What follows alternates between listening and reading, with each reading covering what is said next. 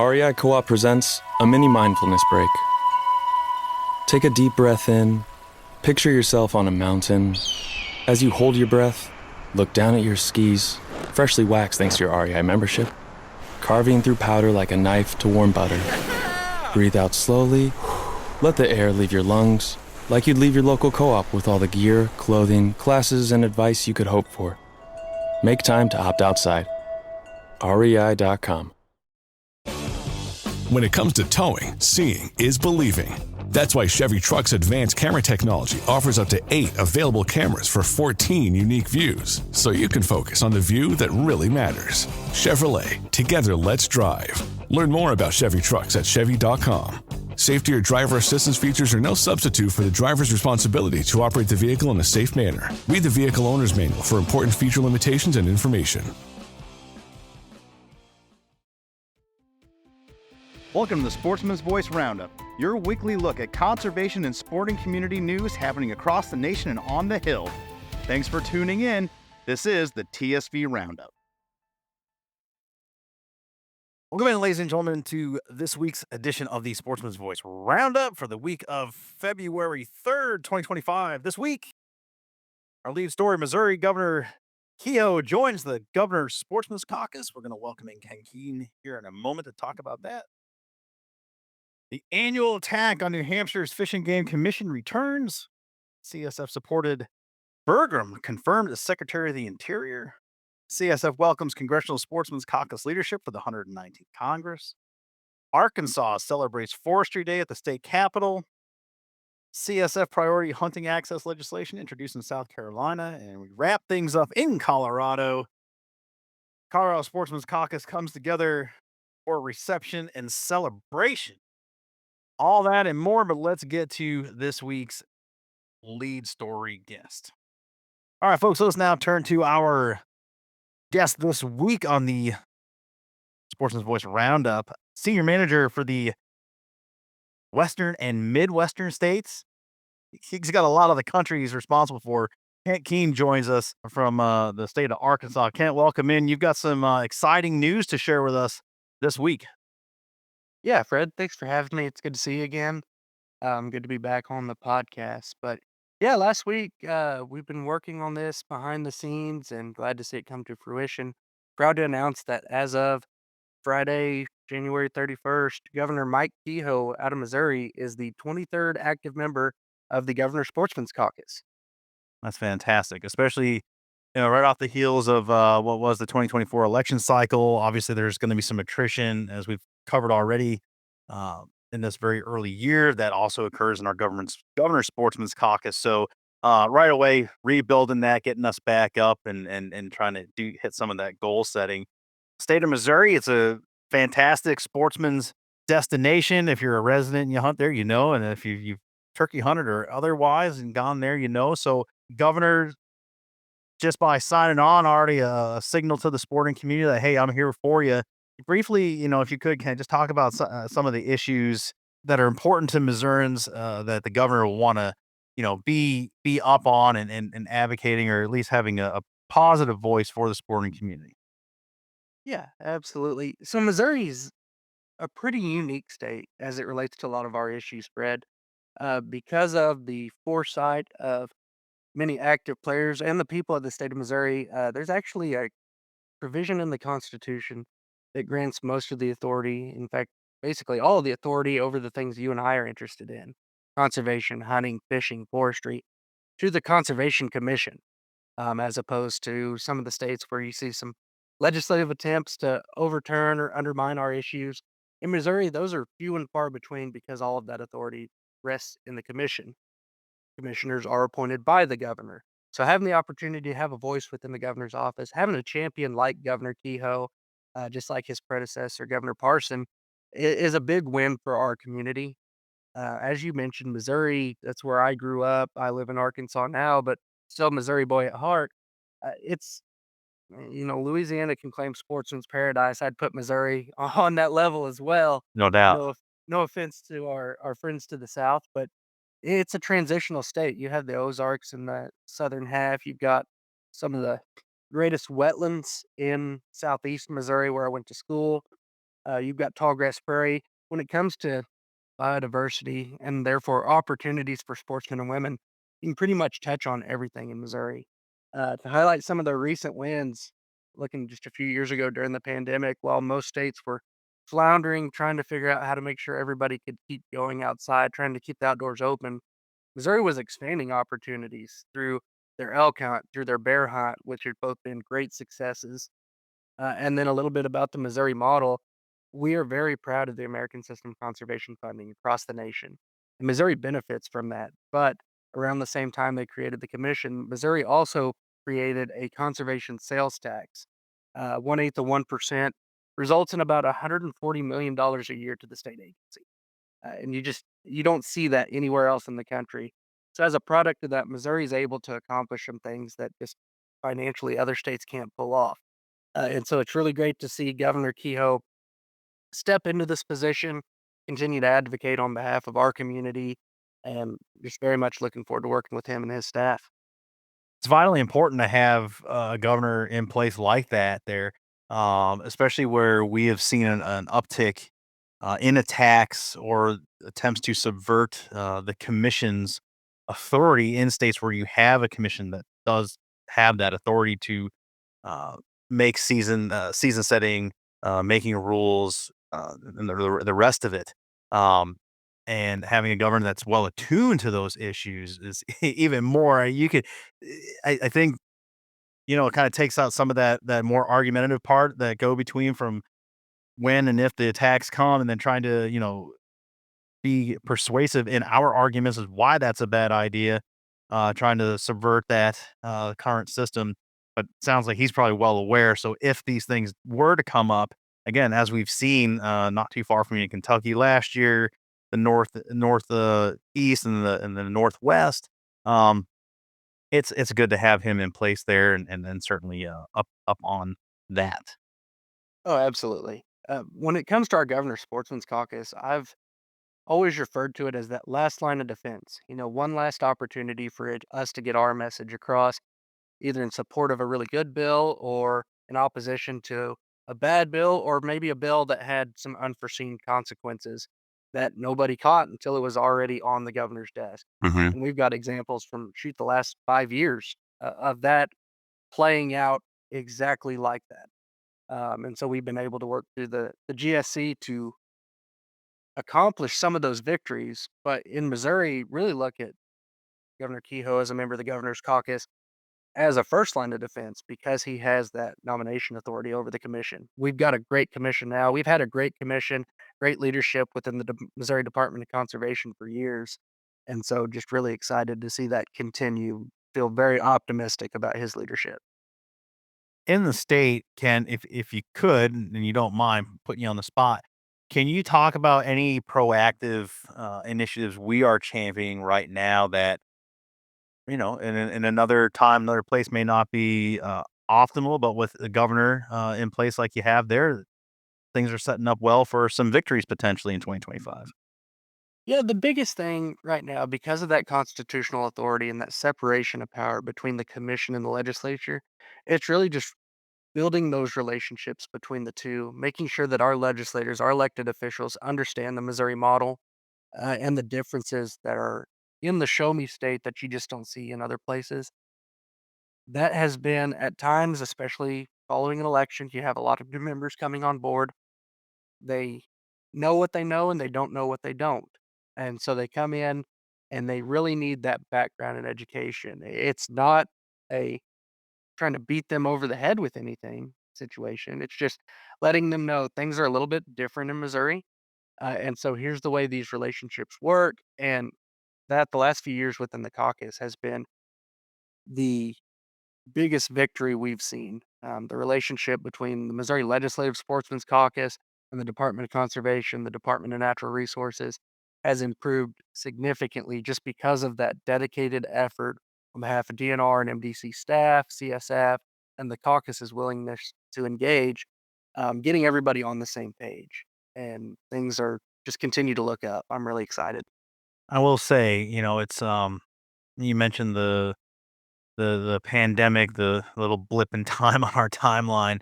Um, to your point about how Missouri does business and just being, you don't really think of a state agency, right, as being um, nationally renowned. At least not a lot of people I know in this space, but Missouri is always one of those agencies that comes to people's minds when you're talking about policy initiatives, how things get done. And to that end, most people don't know an agency's director by name unless you're super wonkish like us and you're in the space.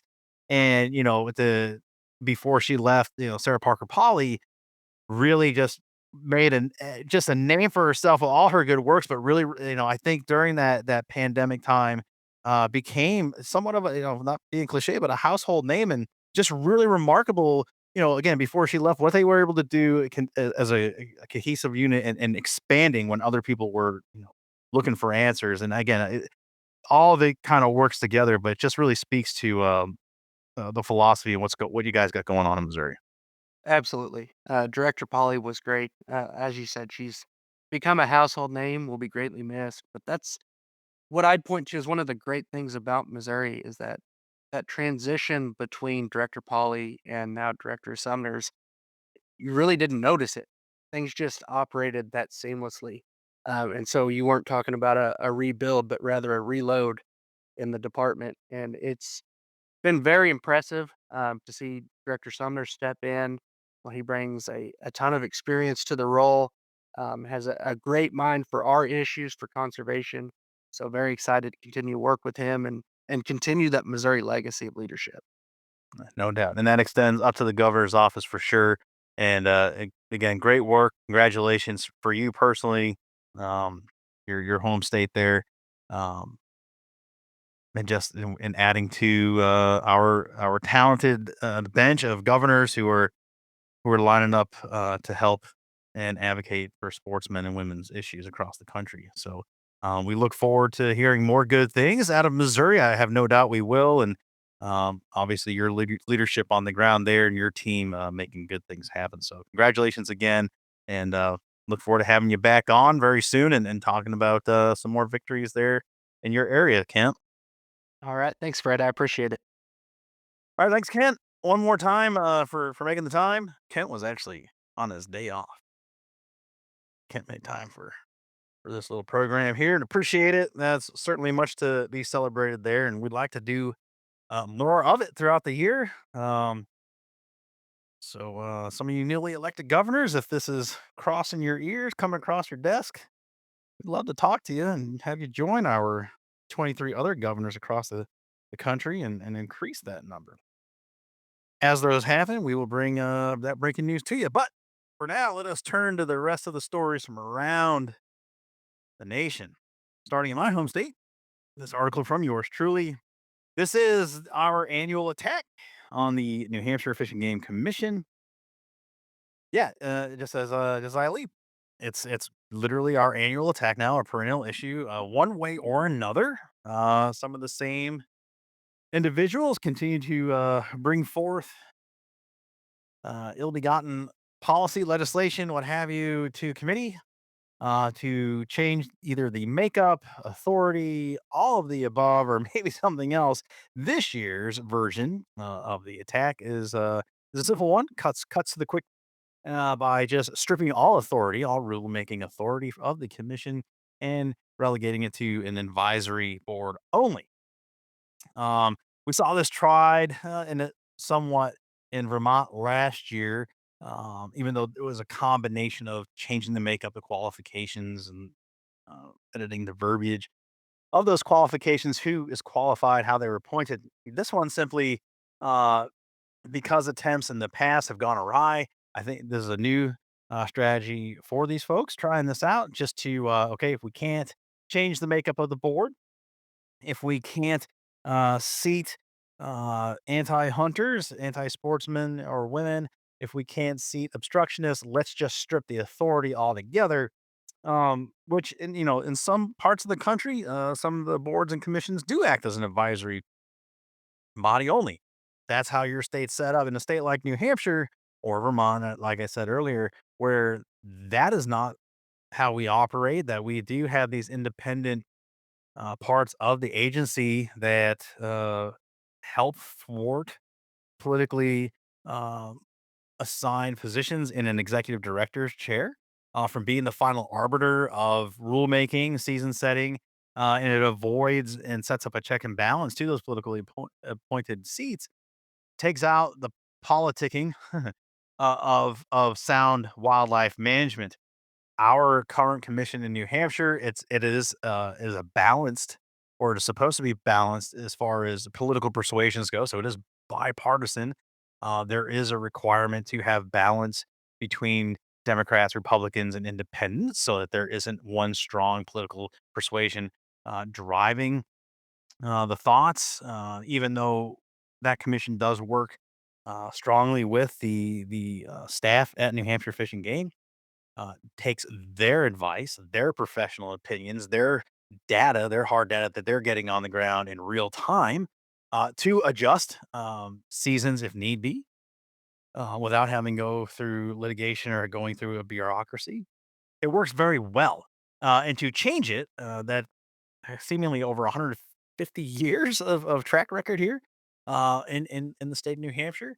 Um, why? In the simple answer, I can tell you, it's someone who has a little experience uh, on this as a prior commissioner, as a resident, a constituent, someone that's very involved. You have a segment that is kicking rocks. They are obstructionists. They are anti hunting and trapping. They don't like to see the resources be used in a truly conservationist way. By the definition of conservationists, these are preservationists that want to see an ending to all manner of take. So while they will vilify the trappers, while they will vilify certain means and method, ultimately they are looking to outlaw all of it. So here's one way, again, in the annual now perennial attack on the New Hampshire Fish and Game, uh, of they're gonna try to make a move at it. So, other things to consider that are problematic, with that, highlighted the point that, our executive director is appointed by the governor. It's a political position that's appointed there.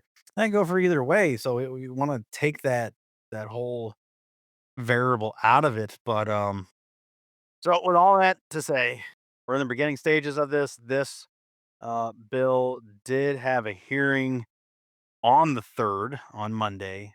So I'll be reporting back as to how that bill, House Bill 202, was advanced, if at all.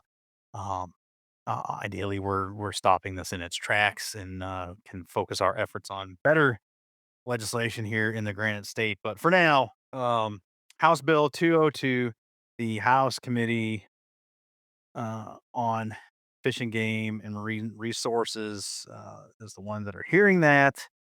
And we'll advise, I will update you and advise more on any movement on that. But another bad bill there concerning the Fish and Game Commission in New Hampshire. Happier things. CSF supported Burgum confirmed as the Secretary of the Interior. This coming from Taylor Schmitz. U.S. Department of Interior is one of the most critical federal departments for sportsmen and women.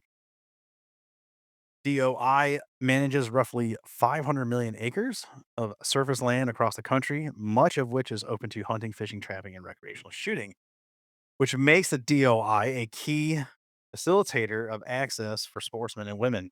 Additionally, Department of Interior provides a wide array of conservation programs covering the entire spectrum of land, water, and fish and wildlife conservation. Now officially sworn in, Secretary Burgum will serve as the one of the most important individuals in the country for sportsmen and women. The highlights here from Taylor. Last week, U.S. Senate voted to confirm Governor Doug Burgum, to serve as the next Secretary of Interior in a strong bipartisan vote, 79-18. The impressive bipartisan confirmation vote demonstrates how Secretary Burgum's commitment to pragmatic and thoughtful solutions to the most pressing issues facing the Department of the Interior, including many issues of importance to sportsmen and women. Leading up to the vote, the Congressional Sportsmen's Foundation led a letter in support of Secretary Burgum's nomination and conducted numerous outreach campaigns to the Senate to encourage the advancement of this key nomination. That letter was signed by more than 40 of the nation's leading hunting, fishing, shooting, and other organizations that and supported Secretary Burgum's confirmation through a number of vote alerts to members of the Congressional Sportsmen's Caucus. Secretary Burgum brings critical experience and knowledge to the Department of the Interior and will be a champion for conservation, public access, and other issues of importance to sportsmen and women.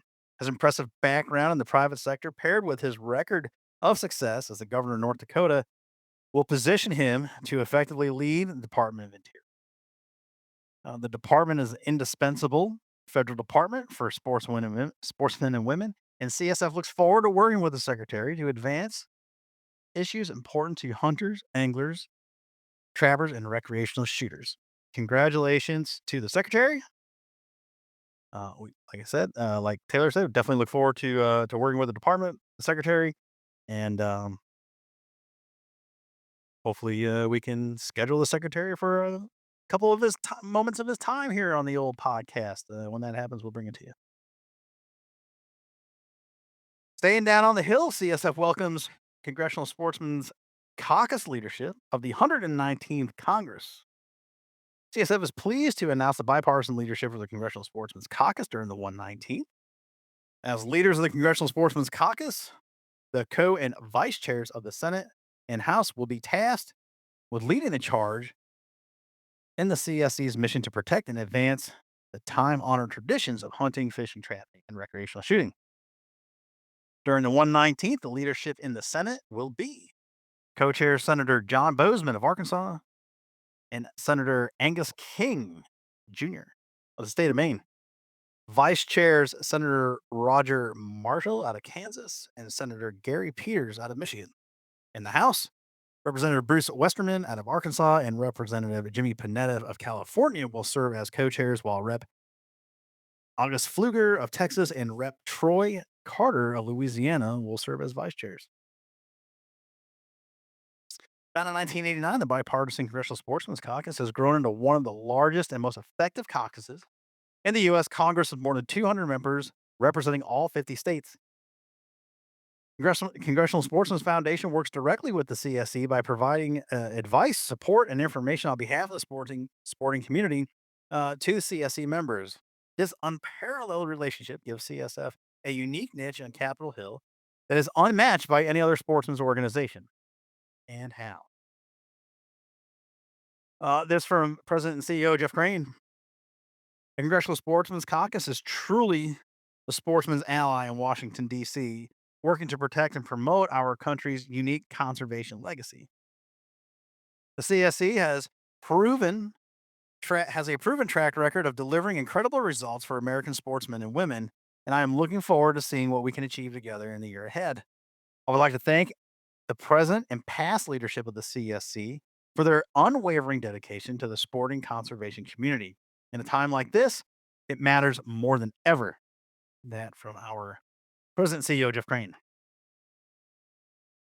CSF would also like to recognize the leaders of the 118th for their commitment to America's original conservationist sportsmen and women. During the 118th,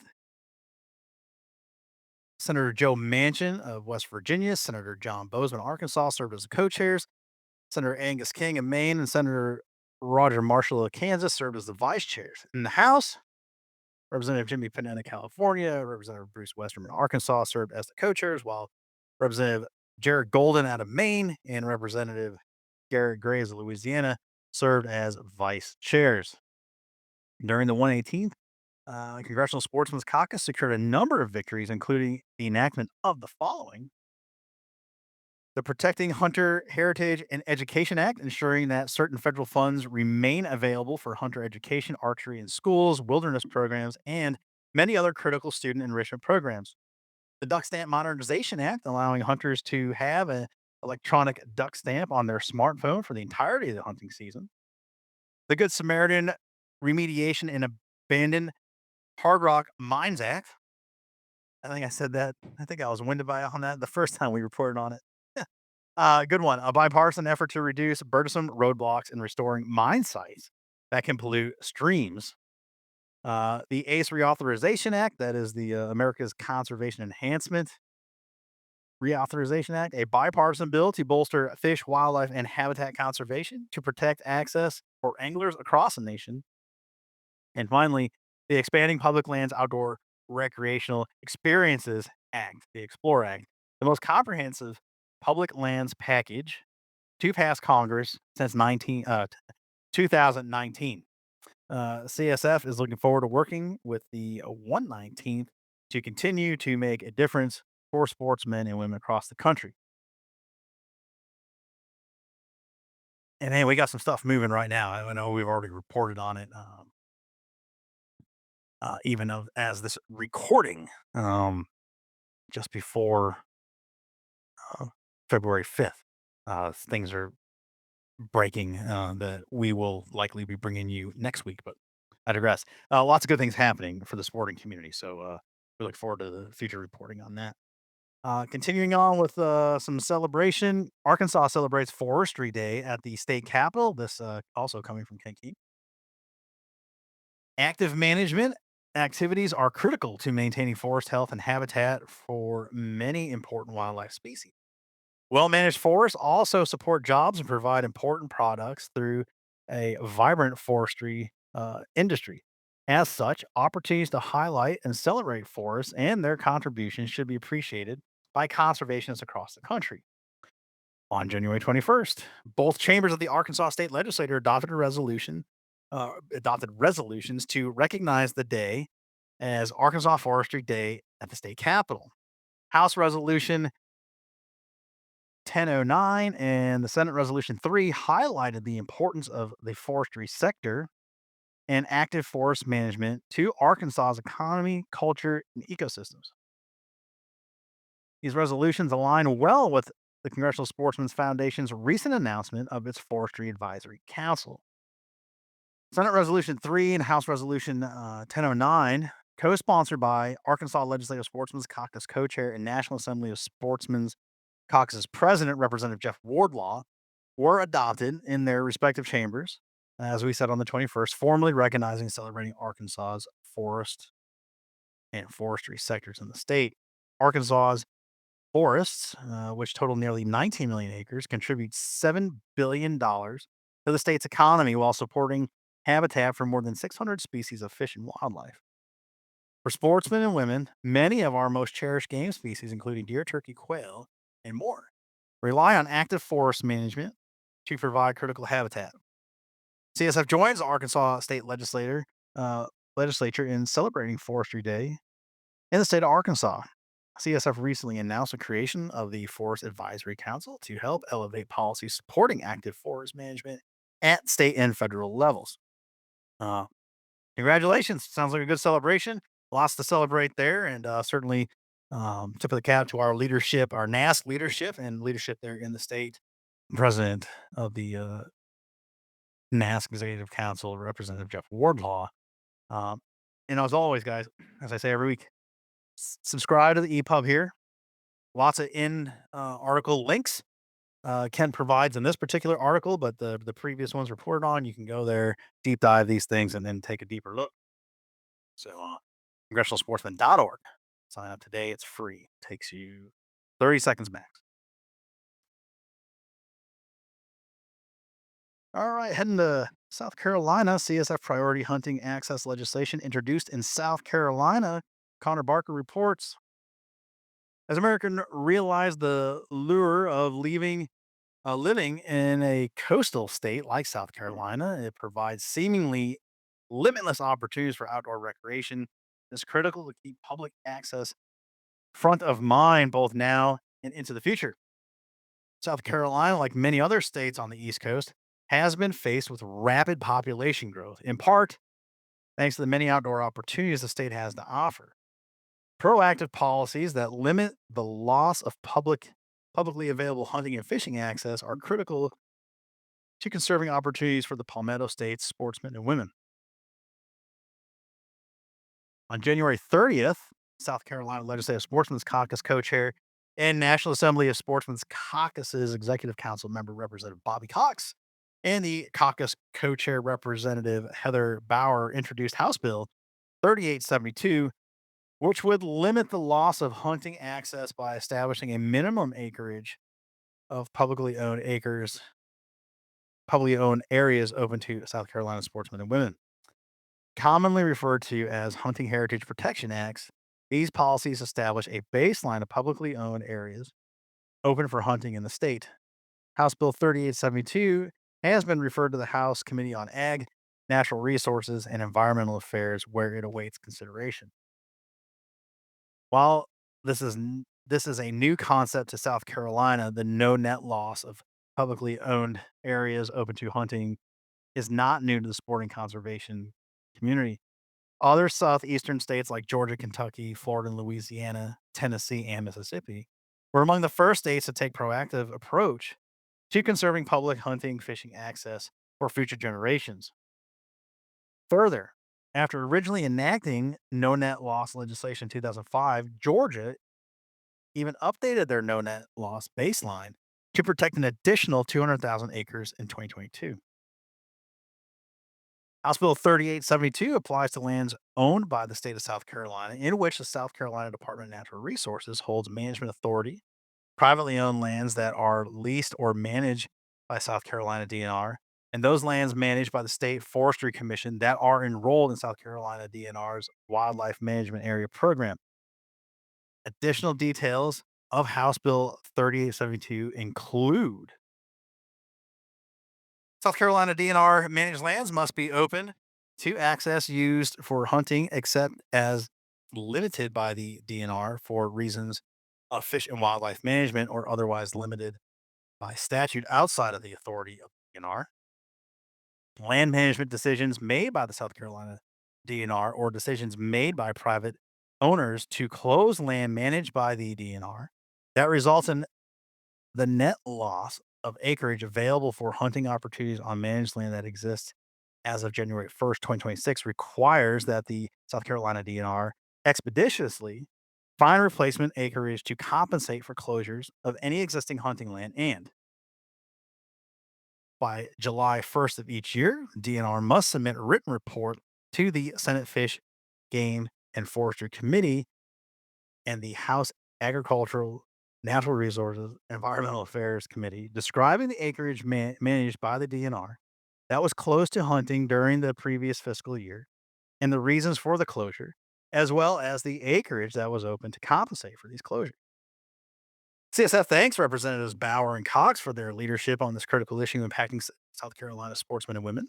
CSF looks forward to working closely alongside the caucus and many of our partners protect public hunting access for generations to come.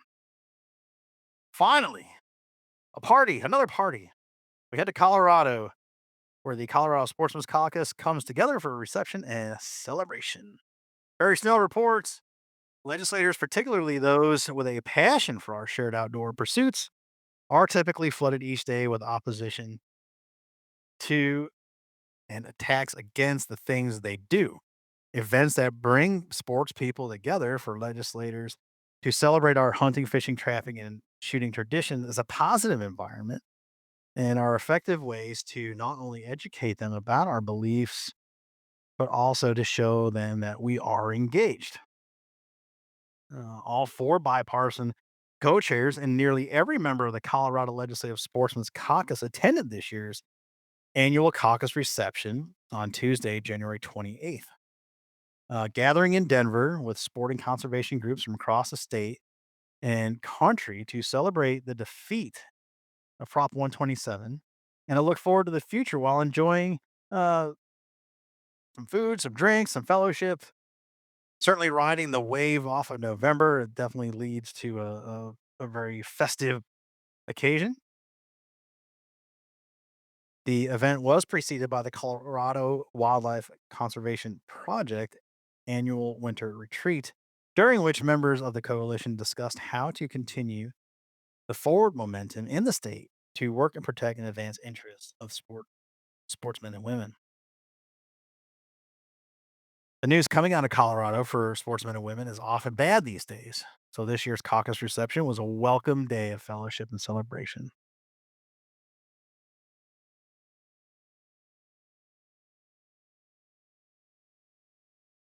As we mentioned, all four co-chairs, almost every member of the caucus attended, um, along with dozens of legislative staffers, agency staff, many representatives of state and national hunting conservation NGOs. Even former legislators who were members of the caucus were in attendance, and the crowd was standing room only once some of the keynotes were started. CWCP Chairman Gasper Perricone, Coloradans for Responsible Wildlife Management President Dan Gates, and Barry Snell, our very own, thanked everyone for their support and spoke to the room about the good work being done to protect and advance hunting, fishing, trapping, and shooting issues in Colorado, and how Colorado's abundant wildlife resources are being managed. Caucus attendance this year was higher than previous years. The momentum coming out of November with the defeat of Prop 127 definitely energized the caucus, sporting conservation groups, and sportsmen and women alike. And everyone is eager to keep the momentum going in a state that is increasingly tough on the sporting conservation issues. Even more telling is the fact that Colorado legislative session has recently kicked off, and legislators are busier now than at any other time of the year. Seeing the interest from the caucus and other legislators is a sign of how important our issues are to them and Colorado sportsmen and women. That's great stuff right there. It's a good gathering. It's definitely some strong influence there. NGOs, private, governmental, and us, and then old Barry hanging in there. Yeah, definitely tons to be excited about riding that wave of momentum. And, not just in Colorado where this stuff happened. I mean, that wave off of that particular example should be felt from sea to shining sea here, honestly. Um, 'Cause these issues aren't just specific to Colorado, as we've highlighted just this week and the weeks prior. We got to work together, and those national NGOs, those in-state variants um, of some bigger national organizations. You saw what happened in November in Colorado. Conversely, you saw what happened when people came out and got fired up to amend Florida's constitution, and now they have the right to hunt and fish on the books there in their state constitution. So it cuts both ways. So let's just not show up for the desperate, bad, and chaotic times. Let's also be proactive and stay organized and working together to advance stuff for our benefit and not be on our heels. And again, as we've highlighted here since the beginning of the year. We're doing just that here at CSF, and we are getting proactive. And as you heard from Connor, introducing proactive no net loss legislation, introducing license reimbursement, free and discounted license reimbursement legislation across the country, getting hunter ed in schools or some variation thereof. We're done reacting. We are done um, being on defense constantly. We, as a community, our organization, um, you could say we have a mandate off of the victories that we saw, the handedly achieved victories. These weren't just squeakers. Colorado beat that sucker back well over the threshold. Floridians outside of the sporting community showed up and said, "Yeah, that's probably a good idea to have that in our constitution. May work in my favor someday," but didn't see a problem with it. Showed up, supported that, got that done. We can continue to do that and celebrate and have these celebrations in the future, no matter where we are, and working together. So that's this week's show. Speaking of celebrating, we are a tad long on this one. I'm going to take my liberties here. Folks, you guys, I've thanked you in the past at the end of last year, coming into this year. I mean it every time I say it. And super thankful and highlighting the thanks this week as it was relayed to me a couple days ago once this recording drops. This program, because of your participation, because you choose to hit those 5 stars, follow, subscribe, rate, leaving a comment. Ladies and gentlemen, we hit number 4. Number 4 on the podcast charts for the wilderness category, which is if you're a wonk, if you're a communications podcast nerd, you watch those charts. It's the measuring stick. It's the measuring stick of success. It gives you metrics of who's listening, where they're listening, how long they're listening. Those charts start off at the top 200. There are thousands of podcasts just in the outdoor space alone. To crack the top 200 is a victory in and of itself. And keep going up the charts to get that top 100, top 50, top 25.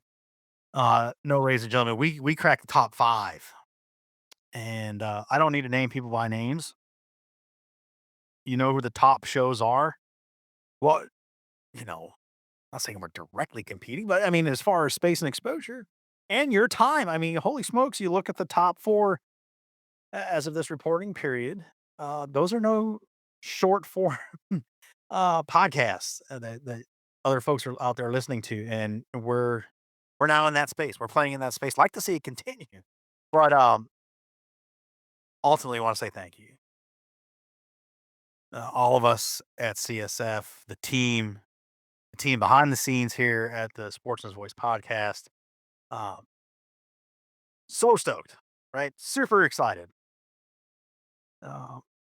It is a milestone and one to be proud of, and more importantly, I got to say, for what our offering is, what our product is pretty high level wonk.